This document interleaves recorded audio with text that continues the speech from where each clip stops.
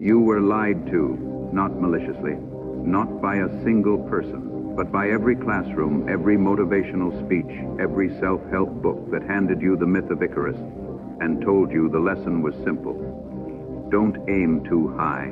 Don't want too much. Don't fly too close to the sun. That interpretation is not just wrong. It is the opposite of what the myth actually says. And if you have ever worked yourself to the edge of collapse, if you have built something real and felt it slip through your hands at the exact moment it should have solidified, if you have achieved a goal you spent years pursuing and discovered, in the silence on the other side of that achievement, that something inside you felt more fragile than before, not less, then you already know the truth the myth is trying to tell you. You've already felt it. You just didn't have a name for it. Here it is. The greatest threat to an ambitious person is not failure. It is success. Not success as an outcome, but success as a force. A psychological pressure that acts on the human mind the way heat acts on wax, silently, invisibly, in the precise moment when everything appears to be working, when the trajectory looks inevitable, when the people around you have stopped questioning and started applauding. That is when the wax begins to soften. That is when the trap closes. This documentary is not about Greek mythology. It is about a pattern so consistent, so architecturally precise, that the ancient Greeks encoded it in narrative form because they understood that a truth this specific, this dangerous, and this invisible to its victims could only survive through story. They called the pattern hubris. They named the trap after a boy with borrowed wings. And in the next 30 minutes, you are going to encounter 5 psychological laws drawn from neuroscience, from behavioral psychology, from Stoic philosophy, from Jungian theory, from the biographies of the most powerful men in recorded history, that explain exactly how intelligent, driven, exceptional people destroy themselves at the precise altitude of their own greatest achievement. You will understand why success slowly removes the feedback that prevents catastrophic decisions. Why the mentors who could save ambitious people are systematically ignored at the exact moment their advice is most necessary. Why both reckless ambition and excessive caution lead to the same destination. And you will learn from the historical record of those who navigated the trap and survived how controlled ascent produces not smaller success, but more permanent success. By the end, you will not simply understand the Icarus Trap. You will see it operating in history, in the world around you, and in specific places inside yourself that you have been carefully not looking. That last part is the one that matters. The myth as psychological map. Daedalus was not a dreamer. He was the most technically gifted engineer the ancient world had produced. A man to whom myths attributed the invention of sculpture, carpentry, sailing, and the axe. He was the kind of mind that did not merely imagine solutions, he built them, precisely, methodically, with a craftsman's understanding of materials and their limits. And that is exactly why King Minos imprisoned him. The labyrinth, before it becomes a prison, before it becomes a monster's home, is the first symbol in this myth and the most important. The labyrinth is what human genius builds when it has no remaining external challenge. An architecture of such complexity that it traps the very intelligence that designed it. Daedalus built a structure so sophisticated that the king feared what such a mind might construct next.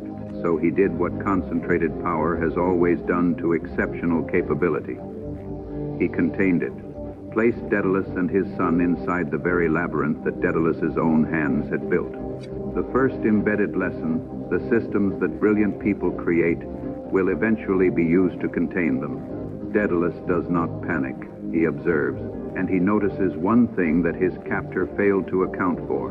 The king controlled the land. He controlled the sea, but the sky was ungoverned. So Daedalus collects feathers.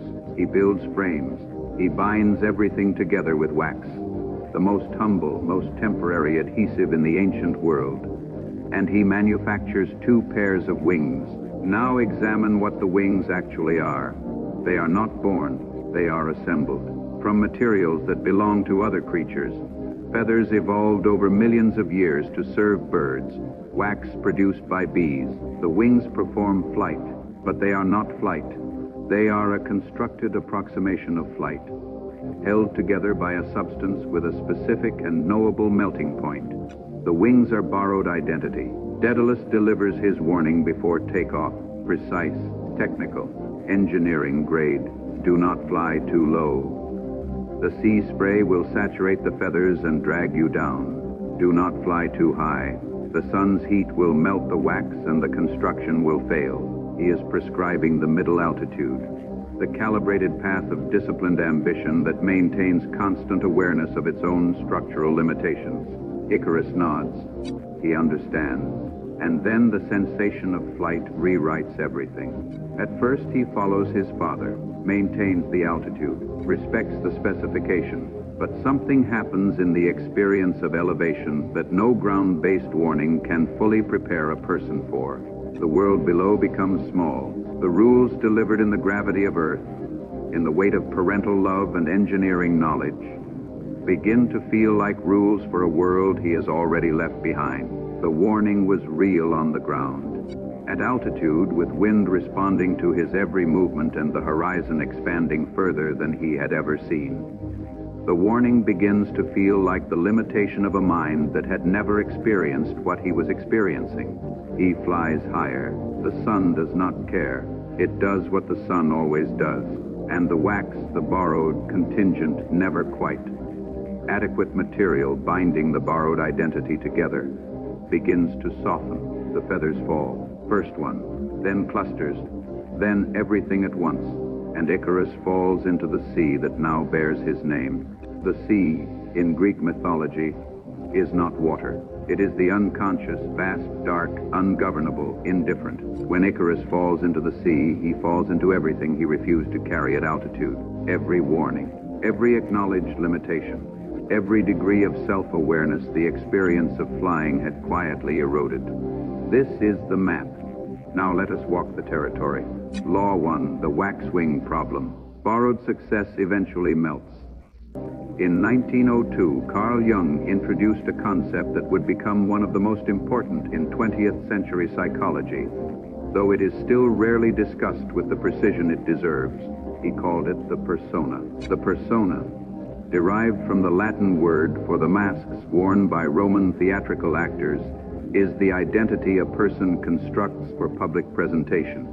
It is assembled consciously and unconsciously from the qualities that receive approval, the competencies that are rewarded, the behaviors that produce applause, the version of the self that functions most effectively in the social environment the person inhabits. The persona is not a lie. This is the critical distinction. It is a functional construct. Every human being in a social environment necessarily develops one. The problem Jung identified is not the persona's existence. It is the persona's inflation, the gradual, almost invisible process by which the constructed public identity begins to be mistaken by its owner for the actual self. When this happens, external validation does not merely feel good. It becomes structurally necessary, because the persona, unlike the actual self, which has roots in genuine experience and genuine character, has no independent support system. It is held together entirely by the environment's continued confirmation of it. Remove the confirmation, and the persona does not simply deflate. It collapses. And because it has been mistaken for the self, the person experiences this collapse, not as the loss of a social performance, but as the destruction of their identity.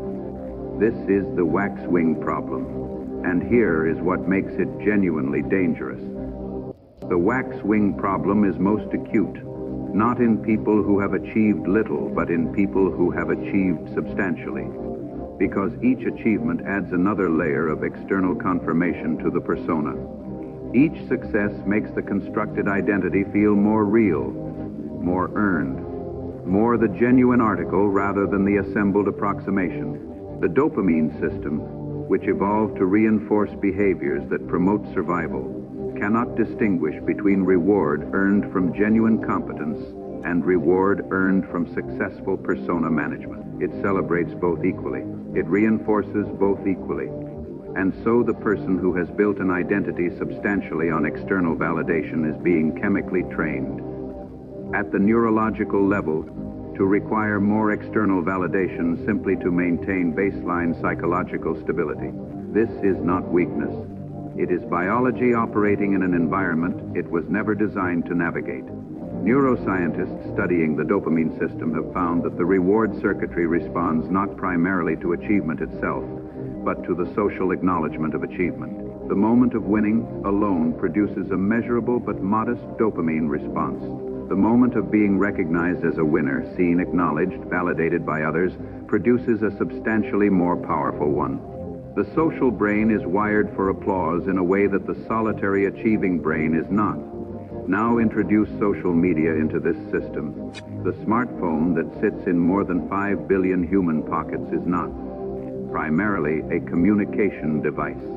It is a dopamine delivery mechanism with a variable ratio reinforcement schedule.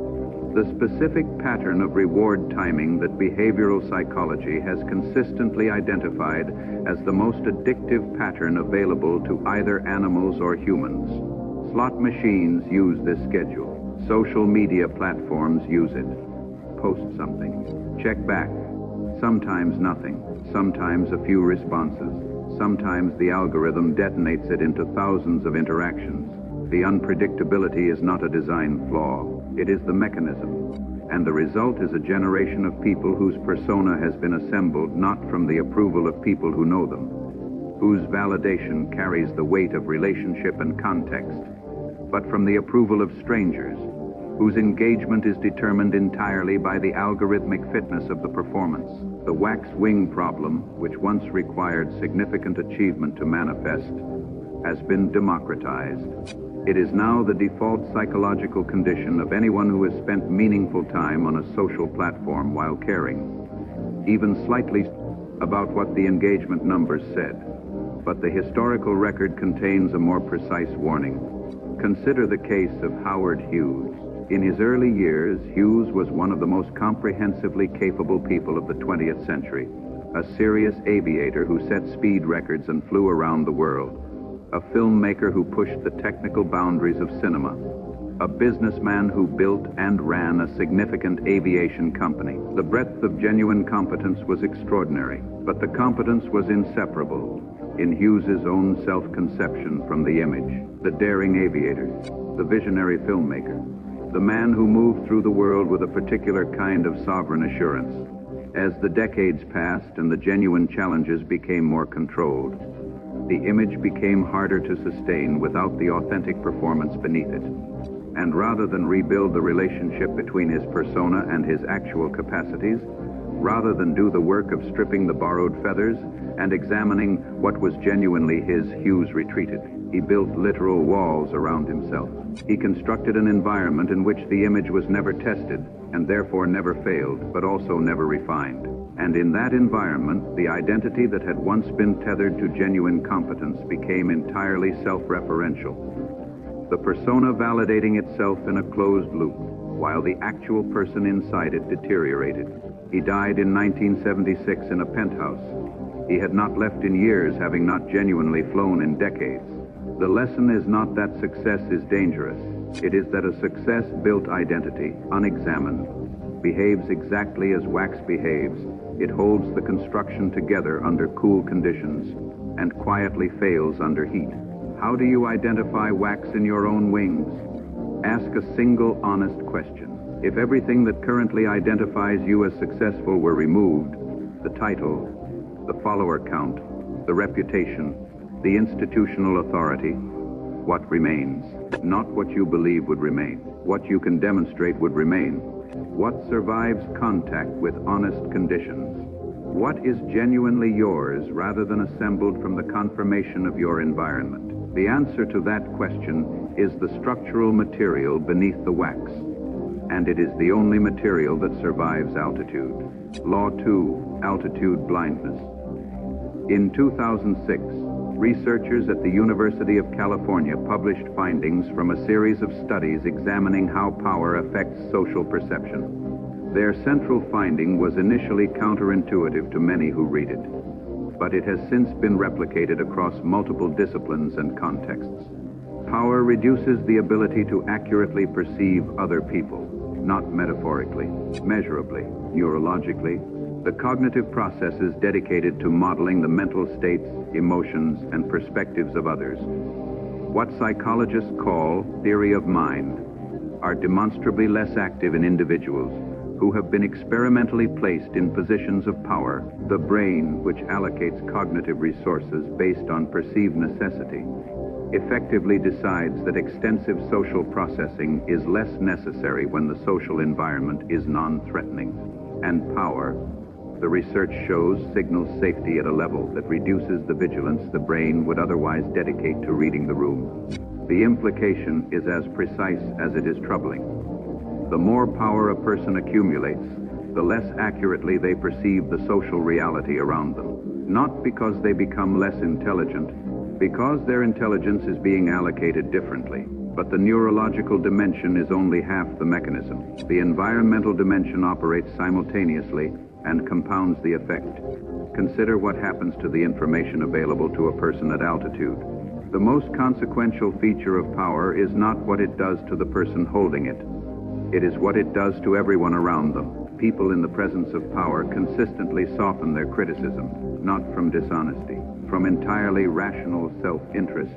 The social cost of challenging a superior is measurably higher than the social cost of challenging a peer. Disagreement that is welcomed from a colleague is experienced as insubordination from a subordinate.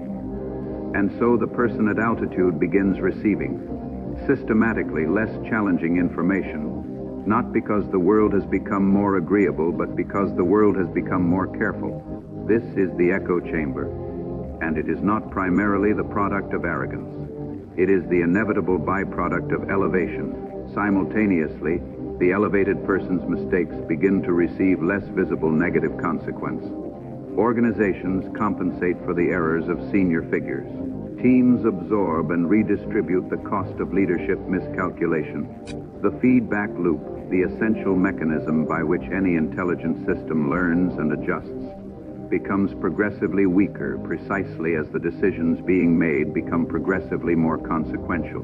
Lord David Owen, the British Foreign Secretary turned psychiatrist, studied this phenomenon across decades of political leadership and gave it a clinical name, hubris syndrome. The characteristics he documented in affected leaders, a messianic quality in their thinking, contempt for the counsel of others, a loss of contact with reality, identification of their own interests with those of the nation or organization to a degree that made disagreement feel like betrayal, were not personality disorders in the ordinary clinical sense.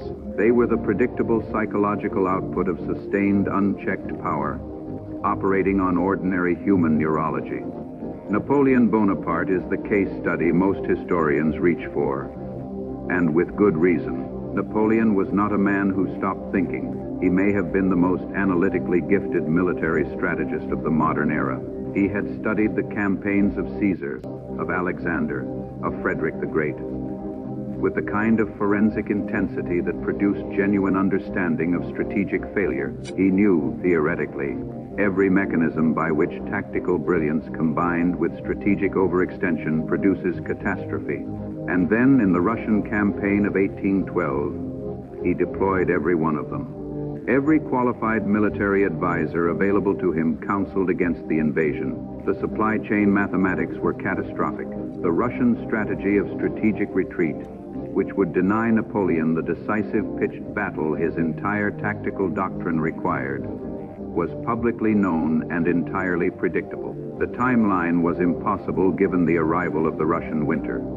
Napoleon had access to all of this information. What he no longer had was the psychological architecture required to receive information that contradicted his assessment. Not because the information wasn't there, because a decade of being correct, a decade of his judgment being vindicated against the counsel of people who had been wrong, had made the information environment around him essentially decorative.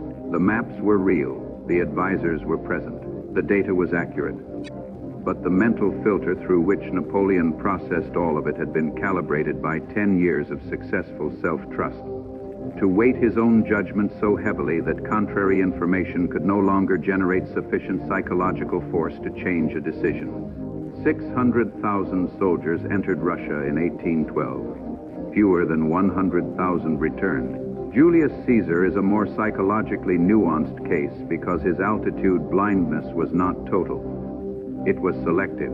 Caesar retained, until very near the end, the capacity to accurately read military situations and political opportunities. What he lost was the capacity to accurately perceive the emotional reality of the men who considered themselves his equals. The senators who killed him on the Ides of March in 44 BC were not his enemies. They were men who had served beside him, benefited from his generosity, admired his genius, and concluded with increasing conviction that his success had removed him from the category of Roman citizen into a category that had no proper place in the Republic.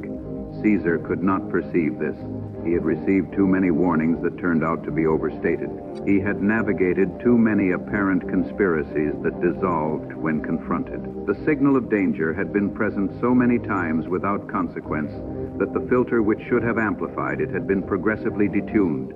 A note was placed in his hand as he walked to the Senate on the morning of March 15th. It described the conspiracy in specific detail.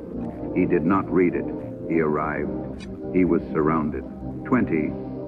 3 wounds later, the greatest general of his era, the man who had crossed the Rubicon, who had reformed the Roman calendar, who had written some of the most elegant Latin prose in the history of the language, lay dead on the floor of the theater of Pompey, beneath a statue of his greatest rival. The practical question the historical record raises is not how to avoid power. It is how to maintain honest perception while holding it. The answer is structural, not aspirational. You cannot decide to receive honest feedback. You can only build systems that make honest feedback structurally possible, that reduce, by design, the social cost of disagreement. The people throughout history who navigated sustained power without losing their perceptual accuracy did so not through superior willpower, but through superior engineering. They deliberately created the conditions for being honestly challenged. Marcus Aurelius kept a journal not for posterity, but for himself. A daily accounting of the gap between the man he was presenting to the empire and the man he actually was. He wrote things about himself that no emperor permitted others to say to them. He became, in his private writing, his own most rigorous critic. And this practice, this daily confrontation with the unedited self, appears to have preserved something in him that the altitude of unprecedented power normally destroys. The ability to be wrong without it feeling like the collapse of the identity. The journal was the system. The system preserved the perception. The perception enabled the decisions. The decisions held the empire together for nearly 2 decades of legitimate philosophical leadership. This is not inspiration. This is engineering. Build the mechanism now before the altitude makes it feel unnecessary. Here is the exact physical law that will kill you.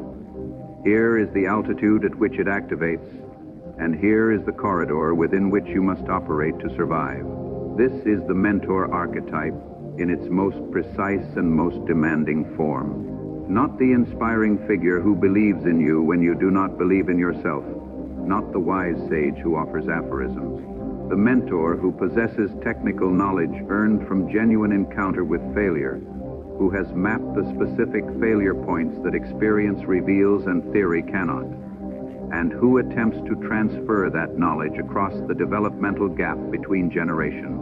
Jung described the mentor as an expression of what he called the Senex archetype, the figure of the wise elder that appears consistently across cultures and across time as the bearer of accumulated pattern recognition. The Senex is not merely older. The Senex has seen the cycle complete itself, has watched ambition rise and fall, has observed, across enough iterations of the same pattern, the specific early signals that precede catastrophic failure at altitude. The mentor's knowledge is not superior intelligence. It is superior temporal positioning. They have experienced the consequences of decisions that the ambitious person is only now approaching. They have already visited the altitudes where the younger person has not yet been. And they have, if they survived, built an accurate internal model of what actually happens there, stripped of the distortions that the experience of ascent creates. This is what Icarus rejected. Not because he was stupid, not because he was malicious, but because the most devastating feature of altitude is that it makes ground. Level wisdom feel like ground level limitation. The warning that Daedalus delivered was formed at ground level before the wings were tested, before the freedom of flight had rewritten the relationship between perception and possibility. At altitude, a warning formed at ground level does not feel like engineering specification from someone who built the wings. It feels like the limitation of someone who has never left the ground. This is the precise mechanism that ambitious people must understand and actively resist. The pattern is consistent across the historical record. Alexander the Great received sustained counsel from Parmenion, his most experienced general, a man who had served under Alexander's father Philip, and who carried decades of military experience that Alexander, for all his tactical genius, could not yet possess. In the later campaigns, Parmenion's advice became increasingly cautious, and Alexander's rejection of it became increasingly contemptuous. At Gaugamela, the decisive battle against Darius, Parmenion reportedly counseled a night attack to reduce the numerical disadvantage. Alexander refused, famously saying that he would not steal a victory. He won. And the winning confirmed the pattern. The mentor was wrong, the genius was right. Parmenion was later executed on Alexander's orders following an alleged conspiracy. The most experienced strategic voice available to the campaign was permanently silenced. The campaign never recovered its earlier strategic coherence. Steve Jobs presents a more complex case because his mentors were not single individuals but structural constraints. The board of Apple, the organizational discipline of a public company. The accountability systems built into the governance of a major corporation. These were entities whose function was precisely to provide the external correction that Jobs' internal architecture could not generate. They saw the sun before he did. In 1985, they removed him. Jobs spent the following decade outside Apple, building Next and acquiring Pixar. He encountered genuine failure. He built things that did not succeed. He worked alongside people who did not respond to the reality distortion field with the deference that Apple's culture had cultivated. He was exposed repeatedly to conditions in which his judgment was tested honestly rather than confirmed automatically. When he returned to Apple in 1997, he was not a different genius. He was the same genius with a different relationship to mentorship and to correction, more willing to listen, more capable of integrating disagreement, more structurally humble in the specific domains where experience had revealed genuine limitations. The iPhone exists in some significant measure because Jobs spent time outside the echo chamber, because the forced encounter with honest conditions rebuilt in him some portion of the receptivity to the Daedalus Warning that prolonged success had eroded. The practical question this law generates is specific and uncomfortable. Who is the Daedalus in your current life?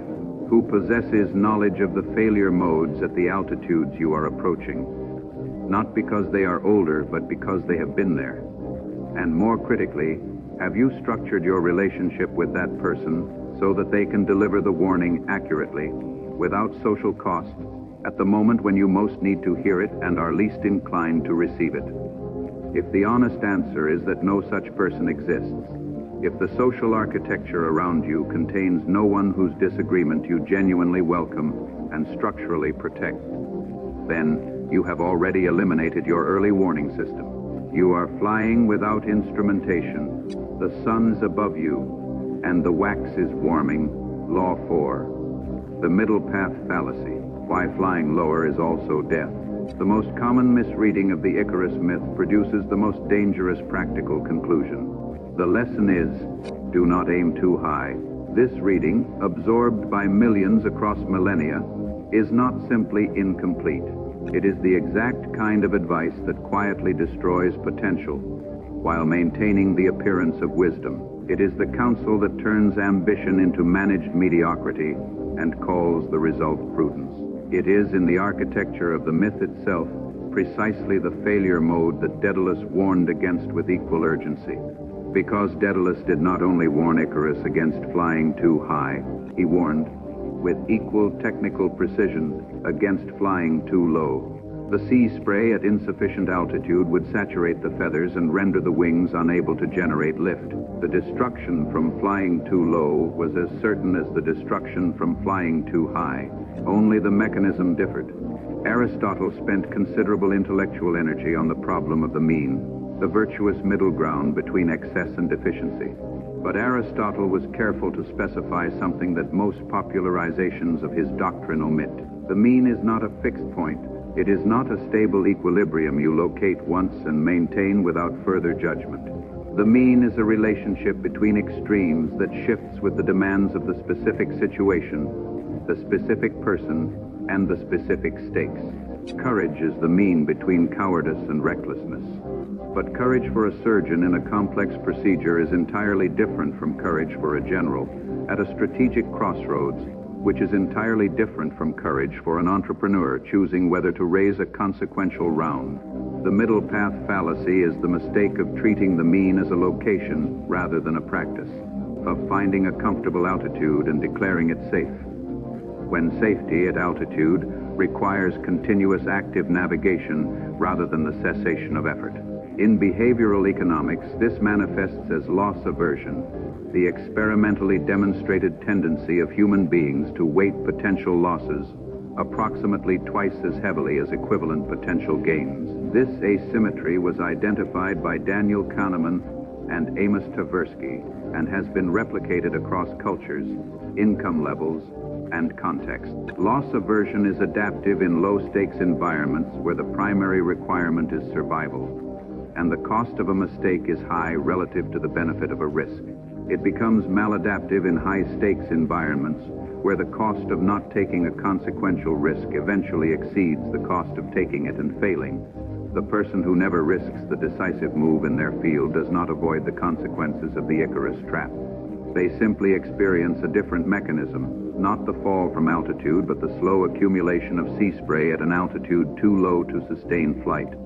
Not catastrophic collapse, but progressive degradation. A career that never quite reaches the creative or strategic altitude it was capable of.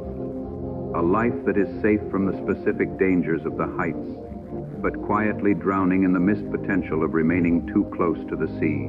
Regret research supports this with a finding that most people find initially counterintuitive. Studies examining end-of-life reflection consistently find that people regret inaction more than action. They regret the risks not taken, the opportunities not pursued, the conversations not initiated, more than they regret the things they did and that failed. The failures are painful, but they are integrated. They become part of the story. The inactions remain as absences, not wounds but voids, which the psychological research suggests are harder to process than wounds. This is not an argument for recklessness. Recklessness is not the mean on the other side.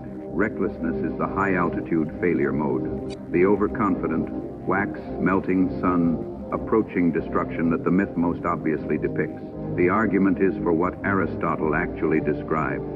Practical wisdom, phronesis, the capacity to assess accurately in the specific present conditions, which failure mode currently poses the greater threat, not as a permanent disposition toward either boldness or caution, but as a dynamic reading of what this specific situation actually requires from the person who is actually in it, with the actual skills and limitations they actually possess.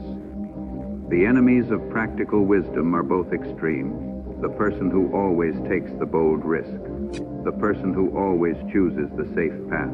Both have replaced judgment with disposition. Both have elevated a strategy above the terrain the strategy is meant to navigate. The pattern in the historical record is consistent. The figures who navigated sustained productive careers at genuine altitude were not uniformly bold or uniformly careful. They were situationally accurate. They possessed the specific capacity developed through honest encounter with their own failure, through the maintenance of mentors who told them the truth, through reflective practices that kept perception calibrated, to read the present situation without the distortion of either their fear or their ambition, and to act from the reading rather than from the disposition. That capacity is not a personality trait. It is a skill. It is built through practice and degraded through avoidance. And like all skills, it atrophies most quickly in the conditions that feel most comfortable. The comfortable altitude is the one to be most suspicious of. Law 5, controlled ascent. Rate, limiting your own rise. In the 12th book of his private meditations, the book that scholars believe was written in the final years of his reign, Marcus Aurelius wrote a line that appears almost impossibly at odds with the position from which it was written. He was emperor of Rome, holder of unchecked power over the largest political entity the Western world had ever seen, commander of the most formidable military force in existence, and he wrote in the private journal that was never intended to be read by anyone other than himself. A question: what is this thing I call myself? Not rhetorically, not philosophically for the sake of philosophical performance, with genuine inquiry, as a disciplined exercise in refusing the inflation that his position created with every breath he drew as emperor. He was conducting daily a systematic countermeasure against the specific psychological distortions of altitude. This is controlled ascent, not the limitation of ambition, the deliberate governance of the self during ascent, the maintenance. At each new altitude of the honest self-relationship that the altitude will systemically work to destroy, Epictetus taught the foundational principle that makes controlled ascent possible. He called it the dichotomy of control, the precise distinction between what lies within our power and what does not. Judgments, impulses, desires, aversions, these are ours. Body, reputation, property, positions of authority, these are not. The Stoics returned to this distinction obsessively, not because it produced comfort, but because it was the opposite of comfort. It required the continuous, effortful, often humiliating acknowledgement that the outcomes most ambitious people most desire, the external measures of success that confirm the persona and fill the dopamine system, belong to the world and not to the will. For the person in the grip of the wax-wing problem, this teaching is neurologically painful. The entire architecture of high-achieving psychology is built on the correlation between effort and outcome. The belief that will, applied with sufficient intelligence and intensity, determines results. At lower altitudes, this belief is largely correct. The person who prepares more thoroughly does perform better. The person who works harder does, in environments that reward that work, produce more. But at higher altitudes, the variables multiply beyond the control of any single will. The systems become too complex, the feedback loops too long, the uncontrollable factors too consequential, and the person whose self-conception is built on the belief that their will produces outcomes meets. At these altitudes, a reality that does not share their theory of themselves. The ones who survive this encounter, and the historical record is clear on this, do not survive it through superior willpower. They survive it through superior self-governance, the prior construction of internal systems that remain functional when the external environment stops providing honest feedback. Jeff Bezos, in the early years of Amazon, institutionalized a practice that behavioral economists now study as a structural counter-measure against altitude blindness. He required every significant proposal at the senior level to be presented as a 6-page narrative document rather than a slide deck. The reasoning was precise. Slide decks allow speakers to use the authority of their presence and the structure of the format to carry ideas past critical scrutiny. Narrative documents must demonstrate internal logical coherence without the speaker's charisma to support them. The practice forced genuine reasoning through a filter that the presentation dynamics of normal corporate culture allow people to bypass. This is systems thinking applied to cognitive governance. Not the inspiration to think more clearly, but the structural engineering of conditions that make clear thinking the path of least resistance. Controlled ascent requires this kind of structural engineering applied consistently across 3 domains. The first is information architecture. What are the mechanisms by which you receive honest feedback, not encouragement? Every successful person has sources of encouragement. What are the mechanisms by which you receive information that contradicts your current assessment? who in your environment is structurally protected from the social cost of disagreeing with you. If every relationship you have with a senior person involves some power dynamic that makes honest challenge costly, then your information architecture is producing altitude blindness by design. The second is decision infrastructure.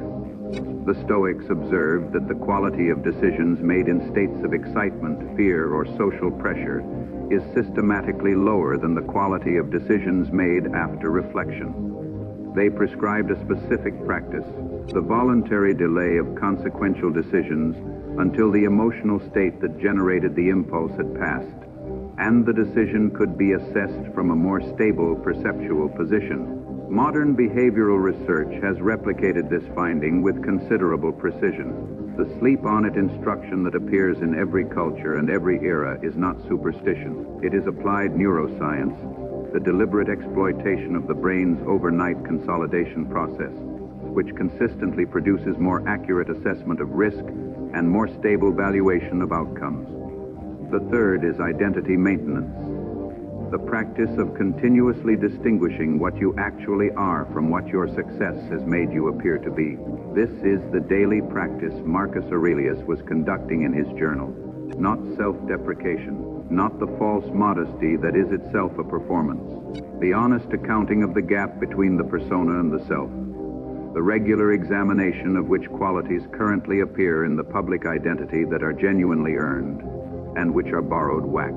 Nikola Tesla represents the historical case that makes this law's absence most visible. Tesla was, by the assessment of contemporaries and subsequent historians, a genuine engineering genius of the first order, a mind that visualized complete electromagnetic systems in 3 dimensions before building them. That generated insights into alternating current that formed the architectural basis of the modern electrical grid. He was also constitutionally incapable of the relational humility that sustainable success at altitude requires, not because he lacked intelligence, because his relationship with his own intelligence had never been subjected to the calibrating pressure of genuine collaborative interdependence. He worked, he produced, he saw with extraordinary clarity things that others could not see, and he treated the inability of others to see what he saw not as information about communication or strategy, or the legitimate complexity of institutional change, but as evidence of their inadequacy. The result was an inability to build the organizational structures, the alliances, the strategic relationships that translate genius into permanent institutional impact. His rival, Thomas Edison, was a less original thinker by most technical assessments. He was also an organizational genius, a systematic, disciplined builder of the human and institutional infrastructure that makes innovation survive its innovator. Edison understood, perhaps intuitively, that individual brilliance is a wing. Systems are the body the wing is attached to, and that without the body, the wing is just a beautiful thing falling. Tesla died in 1943 in a New York hotel room. His discoveries had been attributed to others. His patents had been disputed and diminished. The alternating current infrastructure that powers essentially all of modern industrial civilization was built largely on insights that his work had generated, and his name was largely absent from the official record of that construction. Individual ascent without controlled, system-building ambition produces exactly this: work that outlasts the person but does not carry the person's name, because the person never built the structures that would have carried it. Controlled ascent is the understanding that greatness is not a summit. It is a sustained altitude that requires continuous, active, disciplined maintenance, that the mechanisms that carry you up do not automatically maintain you at height. That success is not a destination where the work of self-governance ends, but an environment where it becomes more consequential than it has ever been. The person who understands this does not become less ambitious. They become more precise. They allocate their ambition with the kind of engineering accuracy that Daedalus applied to the design of the wings, with honest accounting of what the materials can sustain, what the conditions will demand, and where the exact line runs between the altitude that produces greatness and the altitude where the wax begins to warm. The historical record of the Icarus Trap is not a collection of tragedies. It is a collection of data points, a data set so consistent across culture, geography, and century that its patterns have the force of physical law. Alexander the Great conquered the known world before his 33rd birthday and died without having produced a succession structure capable of surviving his absence by a single day. The empire he built, the largest ever assembled to that point, was divided among his generals within a decade of his death. Every one of those generals had fought beside him. Every one of them knew that no governance structure existed beyond Alexander's person. Alexander had been present throughout the construction of that absence. He had been informed repeatedly that the failure to plan for succession was an existential strategic vulnerability. The altitude had made the information feel irrelevant. Napoleon understood strategy at a level that his contemporaries found almost supernatural. He could read terrain, assess troop dispositions, calculate logistical variables, and synthesize them into tactical decisions at a speed that gave his armies a decisive advantage in the era of slow, moving information he had also internalized from historical study. Every mechanism by which military genius combined with strategic overextension produces catastrophe. He wrote about these mechanisms. He taught them. He knew them. He invaded Russia anyway. Because at the altitude of a decade of undefeated campaigns, the cognitive systems required to receive information that contradicted his assessment had been systematically detuned by the accumulated weight of being right. Julius Caesar read the political environment of Rome with an accuracy that no contemporary could match, except in the one domain where altitude had removed his perception entirely, the emotional reality of men who had once been his equals and were now something beneath him. The warning was explicit. It was timely. It was accurate. He did not read the note. Vincent van Gogh produced approximately 900 paintings in a decade, a creative output of extraordinary sustained intensity that generated work now considered among the most significant in Western art. He sold one painting during his lifetime, not because his work lacked quality. Subsequent history has been unambiguous on that, but because Van Gogh's relationship with his own genius had never been calibrated by sustained commercial or institutional feedback. He could not manage the distance between what he saw and what he could make others see. He never built the organizational or relational infrastructure that translates artistic vision into cultural impact during the artist's own lifetime. He died at 37, believing he had failed. The pattern is not ambitious people fail. It is more specific than that. Ambitious people fail in the specific ways that their particular altitude prevents them from seeing. Alexander cannot see the succession problem. Napoleon cannot receive the Russia counter-argument. Caesar cannot perceive the emotional reality of the senators. Van Gogh cannot translate the vision across the gap between his perception and his audiences. And in every case, the failure was available to be seen by someone. The mentor who had been there, the counselor who had mapped the terrain, the experienced voice that the altitude had made feel like the limitation of a smaller mind. The Daedalus was present. The warning was delivered. The wax was warming, and the sensation of flight had already overwritten the information. The ancient world produced perhaps dozens of individuals per generation who reached the altitude at which the Icarus Trap activates with full force emperors, generals, artists of exceptional reach, philosophers, whose ideas shaped civilizations. The conditions for altitude were demanding. Most people never got close. The contemporary world has changed the threshold. Social media has not merely accelerated the Icarus Trap, it has industrialized it. It has made the conditions that once required an empire or an army or a genuine creative breakthrough available to anyone with a Wi-Fi connection and a sufficient willingness to perform. The attention economy is, at its structural core, a machine optimized to generate borrowed identity at scale. Not because its designers are malicious. Most were and are motivated by entirely ordinary commercial interests, but because the economic model of advertising-supported platforms requires the maximum possible engagement from the maximum possible number of users for the maximum possible duration, and the human psychological vulnerability that generates the most reliable engagement is the most ancient one. the need to know where one stands relative to others. Likes, followers, shares, engagement rates, view counts. These are not neutral metrics. They are a social ranking system, a continuous real-time, quantified assessment of where you stand relative to every other person on the platform. And the human brain, which evolved in environments where social standing was literally a survival variable, responds to this ranking system with the full weight of its evolved anxiety and its evolved hunger for approval.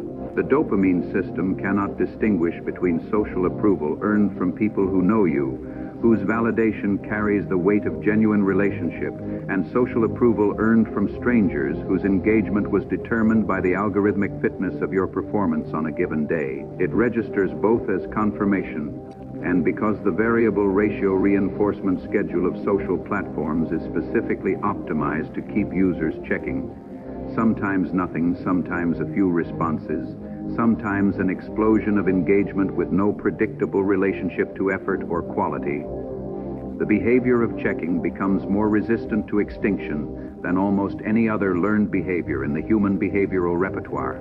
The result is a generation constructing identity from algorithmic approval at an unprecedented scale.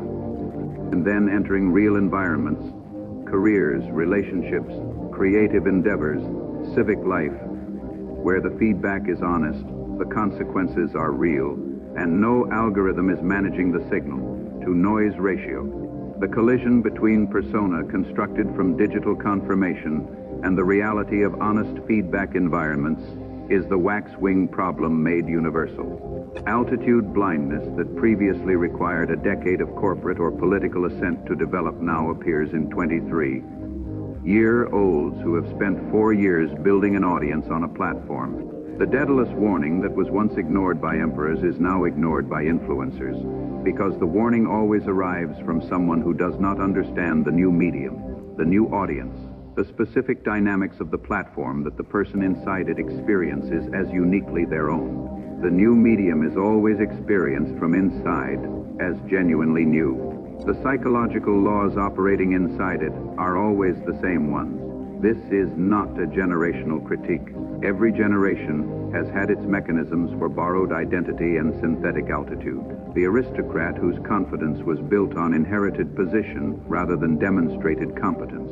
The industrialist whose social standing was calibrated by the deference of employees who depended on him economically. The academic whose intellectual self-certainty was reinforced by a system in which disagreement from students carried no credibility and disagreement from peers carried professional cost. The mechanism is constant. The medium changes. The wax is always wax.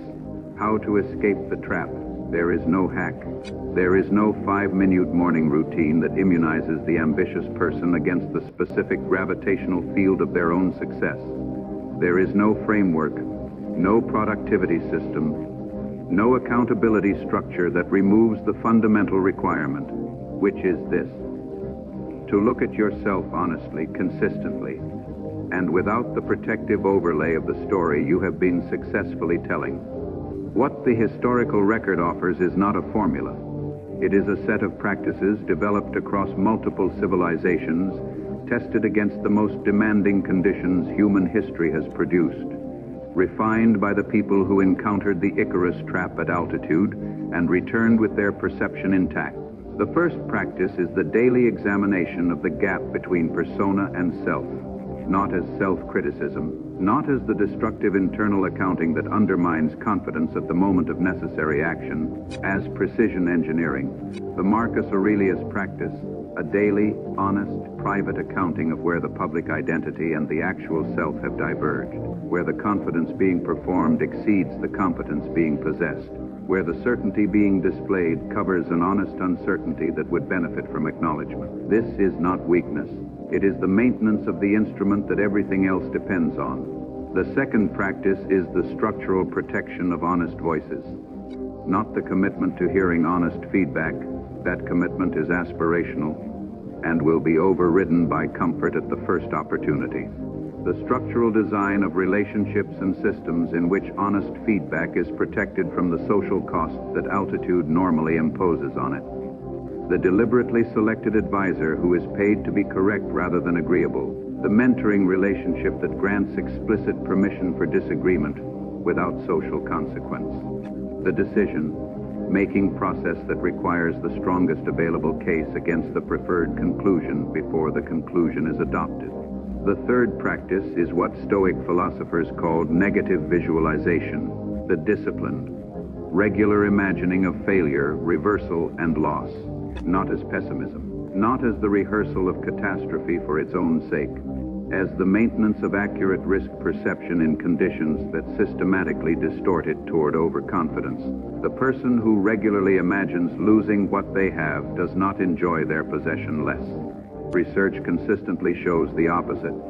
They appreciate it more, and they make decisions about it with an accuracy that the person who cannot contemplate its loss cannot access.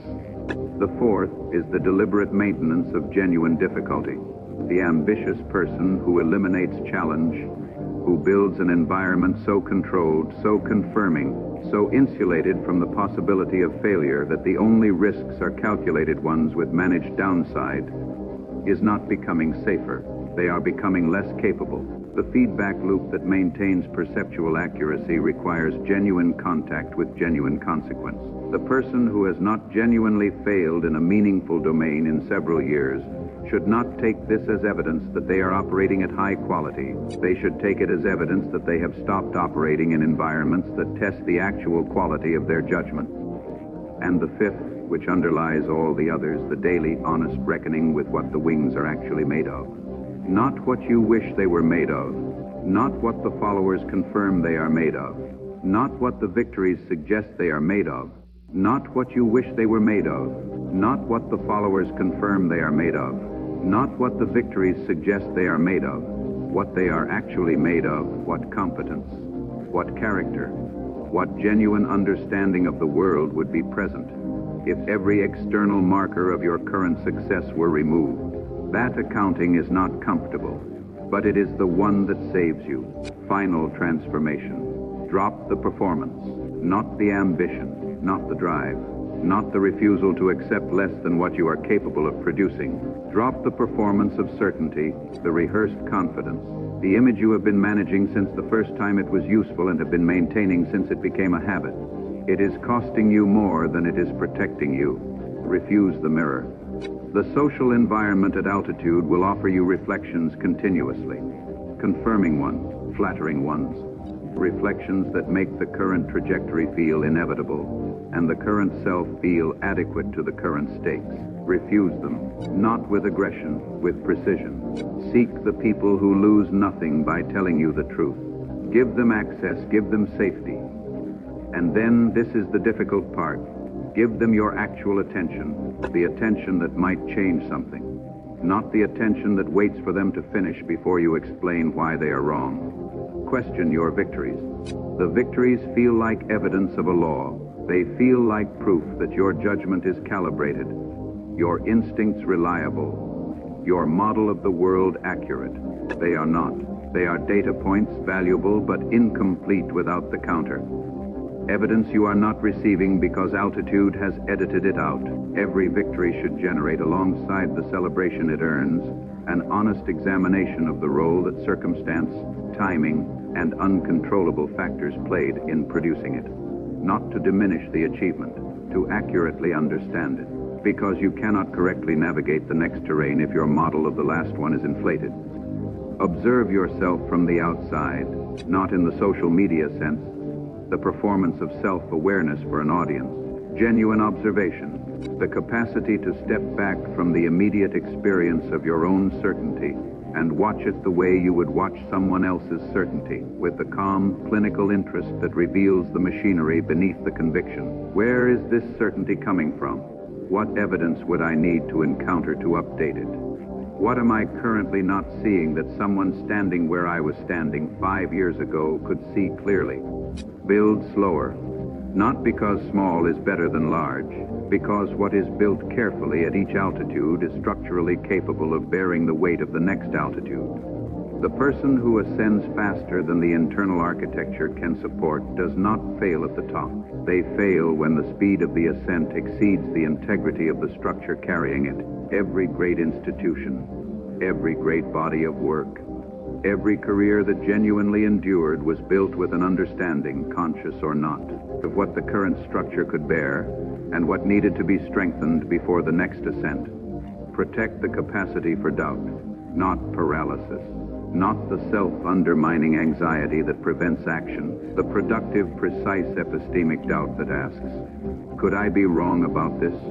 Is the map I am using accurately representing the territory I am currently crossing?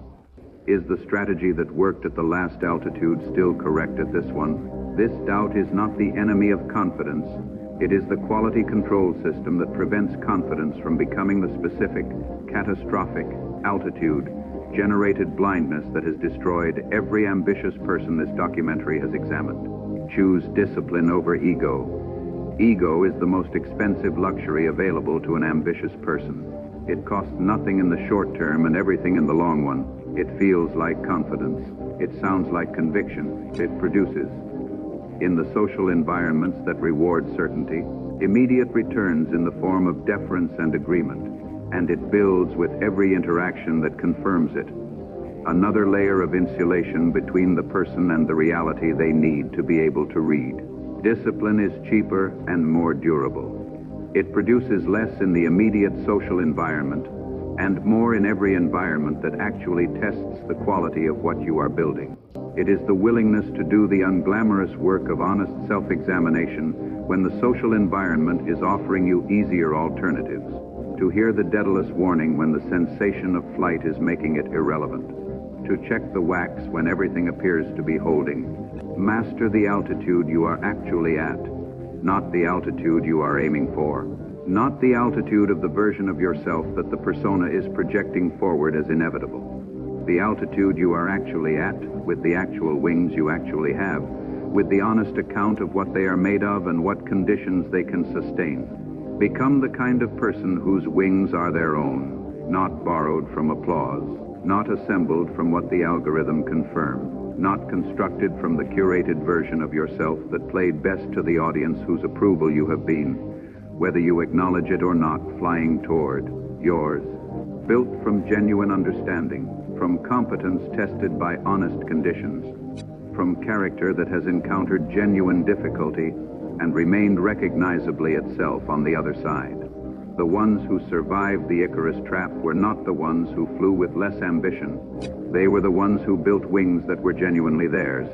And then they flew and kept flying, and when the heat increased, as it always increases, there was no wax to melt, only the material that had always actually been there. Icarus did not fall because he wanted the sun. He fell because between him and the sun was a law he was not prepared to respect. Know the law. Know it now. While the air is still cool and the warning is still audible, and the mind is still clear enough to receive what it is being told, because the trap does not arrive as a warning. It arrives as the most extraordinary feeling of your life.